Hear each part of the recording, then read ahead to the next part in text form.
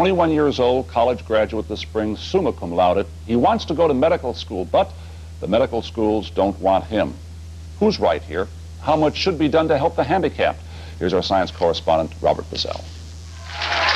Among the graduates at King's College in Wilkes-Barre, Pennsylvania this year, Jim Post had one of the highest grade point averages. In 1985, Jim was severely injured diving into a swimming pool. I lost much of my physical movement. I can't move my fingers very well. But God spared me with a very good mind. You know, my brain was not damaged at all. And I feel that you have to take whatever gifts that God has given you and take them and maximize them. Take your gifts to the highest potential. Jim's ambition is to be a physician. He scored highly on the medical school admissions test and applied to 10 medical schools, 7 in Pennsylvania. Jim has limited movement in his upper body. His hope was that medical schools would allow him to practice a specialty, such as psychiatry, that does not require much use of his hands. Dr. Frederick Berg at the University of Pennsylvania was one of the few school officials to grant Jim an interview. He suggested Jim enroll at Penn, but not in medical school. We have a program that is geared around health and education, or a PhD.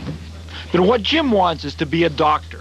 All of the medical schools to which he applied rejected his application. Something has to be done to where the medical education has to accommodate people with disabilities. The discussion this morning, should he be given a chance? Should he be allowed to get into medical school? That's what we'll talk about here. On a local radio show, Jim discovered not everyone in his community is sympathetic. The third thing is that I think he should just stop being a crybaby and get on with his life in any way that he can. I'm not a crybaby. I'm not it. If I was a crybaby after my injury, I would have stayed home in a bed and cried and expected everyone to do every single thing for me. Feed me, brush my teeth, brush my hair.